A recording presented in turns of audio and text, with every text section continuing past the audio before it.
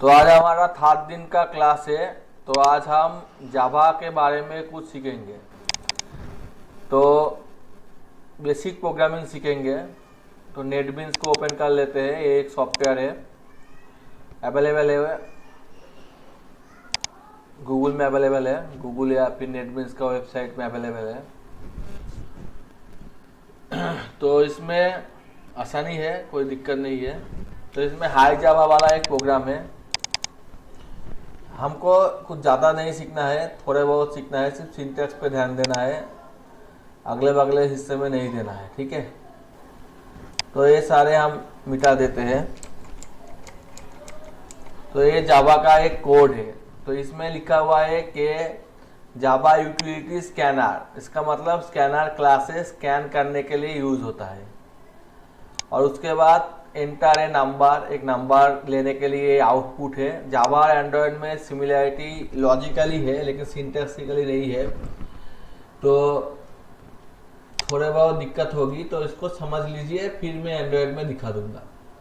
और ये एक इंटीजर लेना ले रहा है जो लॉन्ग इंटीजर है, लॉन्ग का मतलब ज़्यादा वाला, और ये वो इंटीजर को प्रिंट करने वाला है। तो प्रिंट करने वाला का मतलब ए लिखना है, इसको प्रिंट करना है। तो इसको रन कर देते हैं। तो इंटर ए नंबर, एक नंबर डाल देते हैं, तो वही नंबर प्रिंट कर दिया। समझ में आ गया? स्क्रीन दिखाई दे रहा है ना?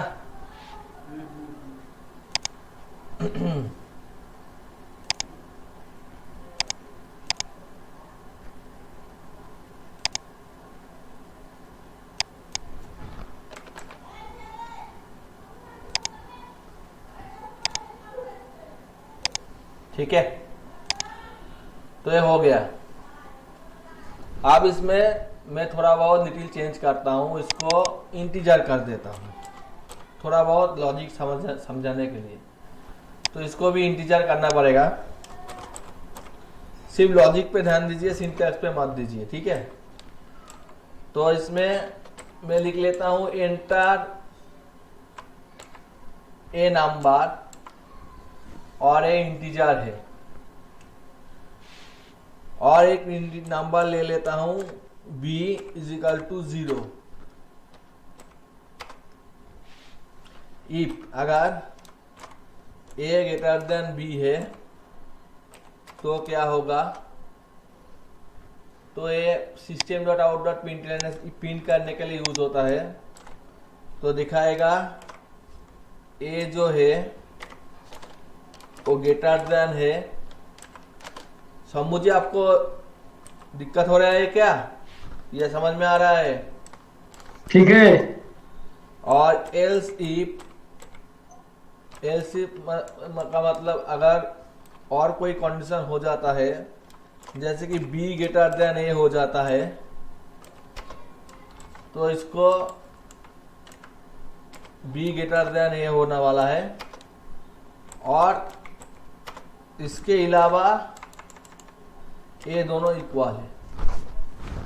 तो सीधी सी बात है, हमको सिर्फ इतने तक देखना है कि ज्यादा है, कम है या इक्वल है, और कुछ नहीं देखना है, ठीक है। तो अगर ये ज्यादा है तो ज्यादा है, कम है तो कम है, इक्वल है तो इक्वल है। तो इसको रन करता हूं। तो एक नंबर ले लेता हूं 10। तो 10 ग्रेटर देन 0, 10 0 से ज्यादा है। तो इसको पॉजिटिव भी लिख सकते थे, नेगेटिव भी लिख सकते थे, और कुछ भी लिख सकते थे। तो b भी एक नंबर है, तो b को एक नंबर है इसलिए b को भी हम इनपुट ले लेते हैं कि b को भी भैया डाल दो, और एंटर एक का जगह एंटर 2 नंबर डाल देते हैं। तो अब दोनों नंबर चाहते हैं, एक 10 और एक 20। तो 10 से 20 ज्यादा है, यहाँ पे दिखाई दे रहा है ना। और अगर यही डाल देते हैं कि 22 और 0, तो 2 0 से ज्यादा है, और 2 और 2, तो ये दोनों इक्वल है। समझ में आ गया? सिंटैक्स इतना ही है, ज्यादा कुछ नहीं है। तो इसको हम व्हाट्सएप में डाल देते हैं। और इसके बाद जो है इक्वालिटी का बात हो गया तो ये काम हो गया। आप एक नंबर है, ये नंबर है, एक ही नंबर है, ठीक है, तो a परसेंटेज 2 इक्वल टू 1, इसका मतलब 2 से डिवाइजिबल करके अगर जो रिमाइंडर है वो 1 होगा तो a क्या होगा, तो ये जो नंबर होगा वो ऑड नंबर होगा।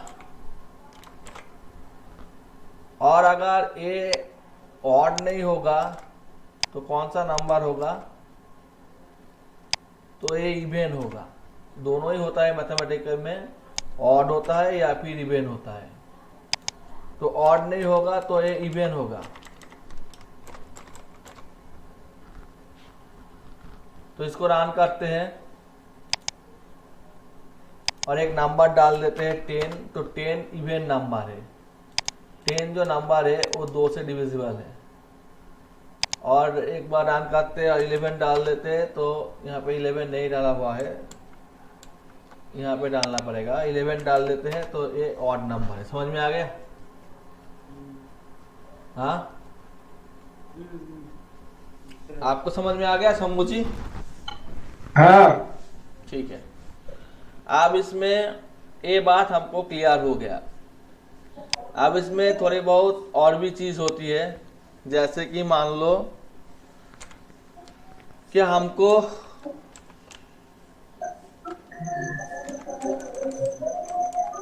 एंटर बेसिक बेसिक लेना है।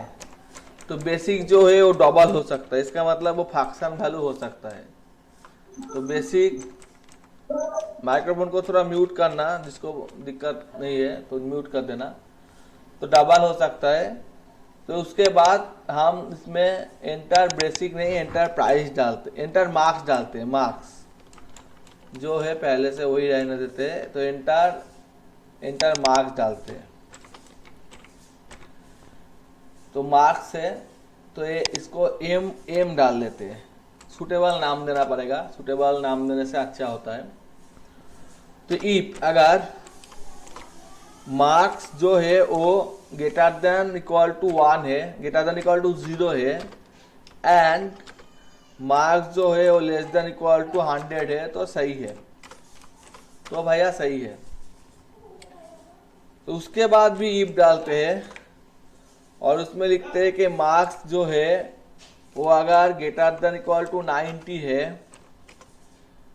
तो जी में हम लिख लेते हैं कि ए प्लस है। अब जी क्या है? जी एक स्ट्रिंग होना चाहिए, क्योंकि यहाँ पे हम कोटेशन के अंदर लिख रहा है, इसका मतलब स्ट्रिंग होना चाहिए। तो STRING, इसका स्पेलिंग थोड़ा गलत हो गया था इसलिए ऐसा दिखा रहा था। और एल्स इफ अगर और कुछ होता है तो उसके लिए भी हमको तैयार रहना चाहिए। तो हम ये डाल देते हैं कि ए अगर 80 से ज़्यादा है, ए प्लस प्लस है, ए है, इसको कॉपी कर लेते हैं और डालते जाते हैं।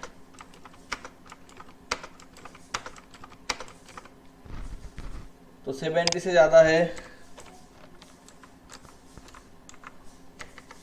तो बी है, 60 से ज़्यादा है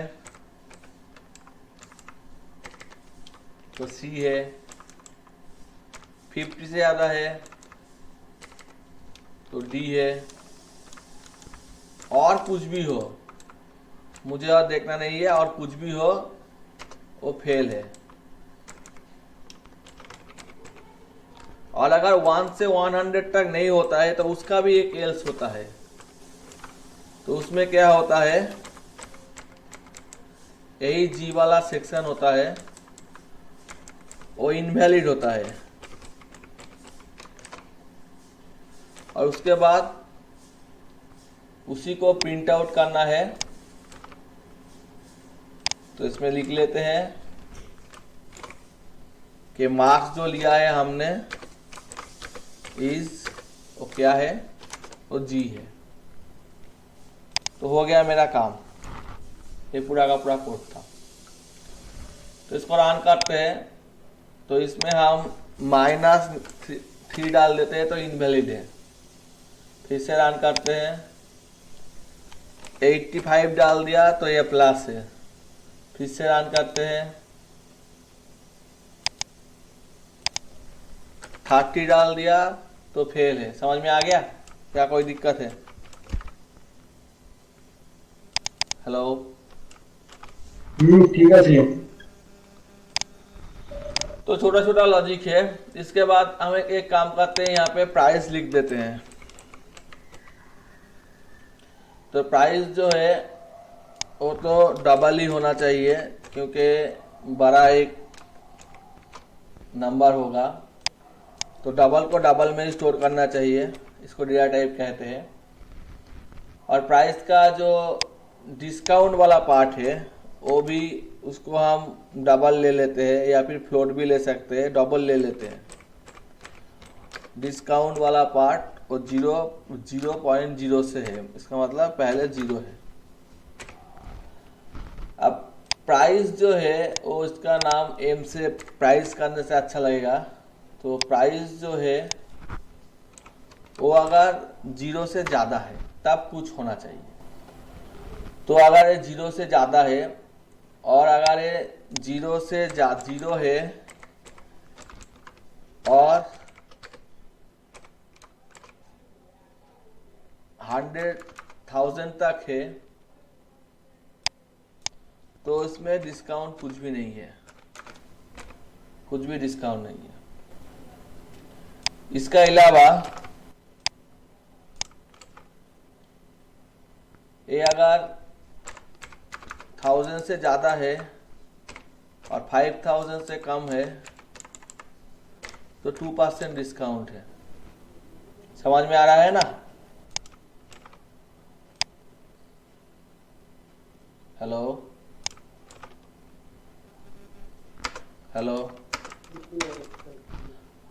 तो ये अगर 5 से ज़्यादा है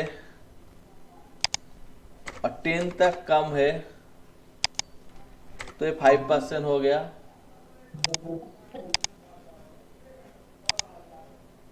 ठीक है। और ये अगर 10 से ज़्यादा है और 15 से कम है तो 7% हो गया। और उससे कुछ भी ज़्यादा अगर बाय कर ले तो फिर वो 10% डिस्काउंट देंगे। और अगर 0 से कम है तो फिर 0% से डिस्काउंट आएंगे।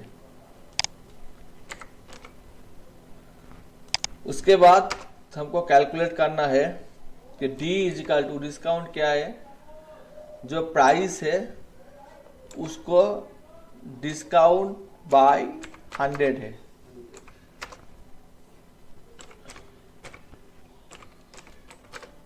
और पे कितना करना है, प्राइस से डिस्काउंट माइनस करके पे करना है। तो यहाँ पे हम लिख देते हैं सीधी सीधी बात, प्राइस जो है वो तो P है और नया लाइन ले लेते हैं और उसमें डिस्काउंट जो है वो तो D है और एक नया लाइन ले लेते हैं और उसमें पे जितना करना है वो तो पे है। तो कंपाइल करते हैं। इसके बाद हम -9 डालते हैं। तो इसमें एक दिक्कत है कि -9 डाल दिया तो उसको बता रहा है कि पेमेंट करना पड़ेगा -9 रुपये। ये बहुत ही अच्छी बात नहीं है, ठीक है, गलत बात है। तो इसलिए ये कैलकुलेशन तभी होगा इफ,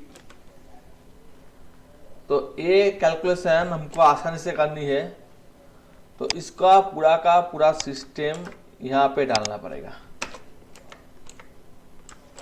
डाल दिया इसका मतलब 0 से ज़्यादा होगा तब भी कुछ होगा, और अगर 0 से कम होगा तो यहाँ पे एक मैसेज डाल देंगे,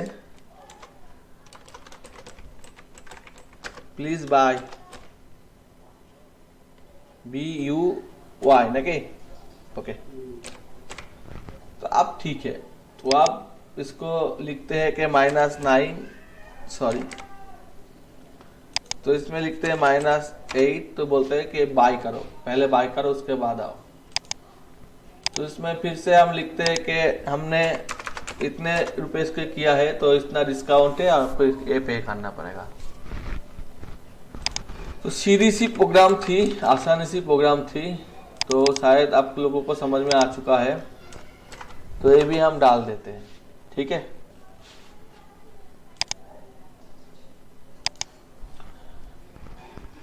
और इसी तरह हम इसमें एंटर 2 नंबर ले लेते हैं, 2 नंबर ले लेते हैं और चॉइस ले लेते हैं, और इसमें एक कॉपी कर लेते हैं और इसको पेस्ट कर देते हैं, और इसमें कुछ ऐसा है, Incoming call from Arabdan.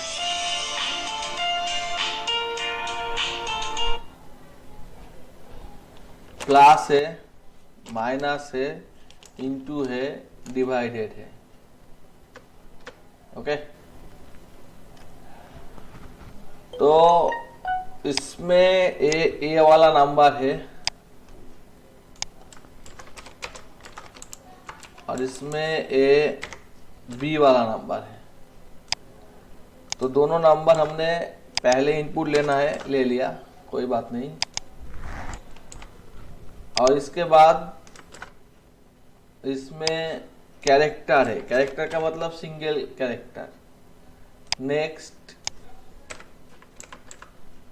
Dot character eight 0, पहला वाला कैरेक्टर, और ये चॉइस है,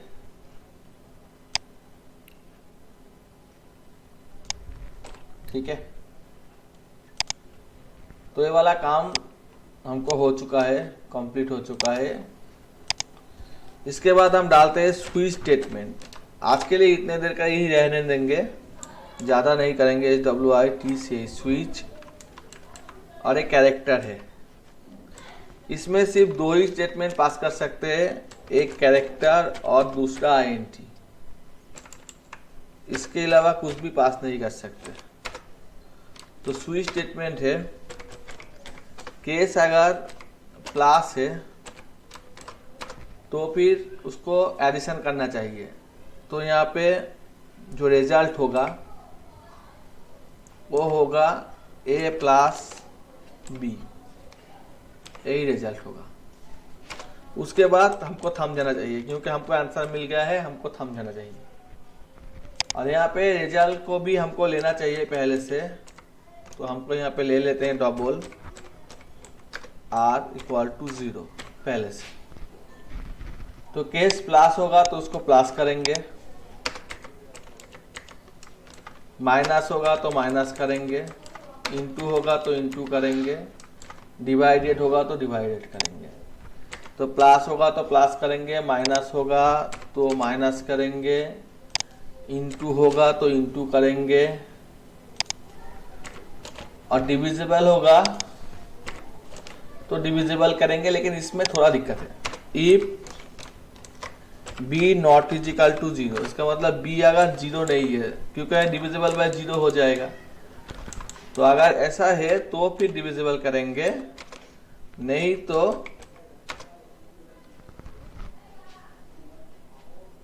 R को 0 कर देंगे, ठीक है। और उसके बाद एक डिफॉल्ट का मतलब कुछ भी अगर इसमें से नहीं हुआ तो फिर DEF डिफॉल्ट वाला होगा। तो इसमें लिखाई देंगे कि प्लीज चूज राइट ऑपरेटर। और उसके बाद इसमें रिजल्ट आएगा, रिजल्ट क्या आएगा, R आएगा, ठीक है। दिक्कत नहीं है ना कोई? तो इसको रन करते हैं और 2 डालते हैं। तो इसमें बता रहा है क्या लेना है, प्लस लेना है, तो 4 दिखा रहा है। और इसमें फिर से हम रन करते हैं और 2 और 3 लेना है और हमको इनको इंटू करना है, तो 6 दिखा रहा है। समझ में आ गया? हेलो हेलो, হ্যাঁ समझ ঠিক में? আছে আরেকবার ধরো ইনপুটে কি করে করলে এখানে নিচে 6 ये जो इंटू है 6 2 इंटू 3 इक्वल टू 6 होता है ना, ठीक है ना? অন্য একটা দেখো, অন্য মানে অন্য দুটো নাম্বার দিয়ে দেখো। हाँ हाँ ठीक है। और ऐसे डिविजिबल भी करना है हमको, तो 0/0 इसको डिविजिबल करना है, तो रिजल्ट 0 है, ठीक है। और हमको और भी कुछ करना है, जैसे कि 1 और 2 को हमको ब्रैकेट करना है, तो ये राइट ऑपरेटर नहीं है, तो रिजल्ट 0 है, ठीक है, ठीक है ना? तो अगर ये राइट एलियन का मतलब एक न्यू लाइन में दिखाई देगा, दिक्कत कोई नहीं है, दिक्कत कुछ भी नहीं है। 1 और 2 और इसके हम @ करना चाहते हैं, तो एक राइट ऑपरेटर नहीं है और आपको रिजल्ट 0 हो गया, ठीक है। समझ में आ गया? तो इसको बार बार रन करने से हमको दिक्कत हो रहा है, तो इसको हम एक काम कर रहे हैं, इसको यहाँ पे लिख लेते हैं व्हाइल, इसका मतलब चलते रहेंगे। व्हाइल 1 इसका मतलब चलते रहेंगे। कितने देर तक चलते रहेंगे? तो इसमें व्हाइल नहीं लेते, इसमें हम ले लेते हैं डू का मतलब कर दो, पहले तो कर दो, बाद में देखेंगे कितने देर तक। व्हाइल जितने देर तक yes equal to double equal to का मतलब कंपैरिजन, छोटा हाथ का yes हो सकता है और फिर yes इक्वल टू बड़ा हाथ का yes हो सकता है। ये तब तक ही चलता रहेगा, ठीक है। तो अब बात होता है कि yes क्या है, तो इसका लिए भी आप एक काम करेंगे, इसको कॉपी करेंगे और इसमें पेस्ट करेंगे और यहाँ पे लिखेंगे yes और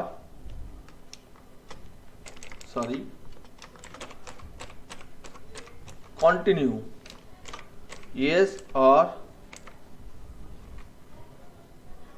और नो।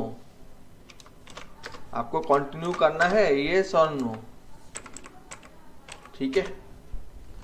उसके बाद कैरेक्टर ले लेते हैं yes इक्वल टू वही कैरेक्टर वाला इनपुट, इसका मतलब ए वाला चाहिए हमको, और इसको यहाँ पे पेस्ट कर देते हैं, ठीक है। तो अब ये yes में आना चाहिए, लेकिन यहाँ पे बता रहा है कि वेरिएबल yes को ए ढूंढ नहीं पा रहा है, ठीक है। तो हमने यहाँ पे yes डाल दिया है, तो फिर भी ए ढूंढ नहीं पा रहा है कि ये लोकल वेरिएबल yes, तो फिर यहाँ पे एक yes करना चाहिए डू का पहले, ठीक है। और उसके बाद इसमें yes में पहले ही डाल देते हैं कि ये y होगा, इसका मतलब ये कंटिन्यू होगा, ठीक है। और एक बार वहां पे कर चुके हैं, तो यहाँ पे करने की जरूरत नहीं है, ठीक है। तो रन करते, बार बार रन करने की जरूरत नहीं है अभी, ये आसान से बात हो गई। 2 और 3 क्लास करना है, कंटिन्यू करना है, हाँ, फिर दे दिया 8 और 5 इंटू करना है, कंटिन्यू करना है, हाँ, 0 और 0 डिविजिबल, कंटिन्यू करना है, नहीं करना है, हो गया। तो एक छोटा मोटा कैलकुलेटर हो गया। तो इसको भी कॉपी करते हैं और यहाँ पे डाल देते हैं, ठीक है। तो इतने देर तक आज के दिन के लिए रहने देते हैं। और आप लोगों को तो मैं बता ही चुका हूँ, फिर भी मैं रिमाइंडर नहीं देना चाहता हूँ रिकॉर्ड में, तो आप लोग एक बार सोचना, ठीक है।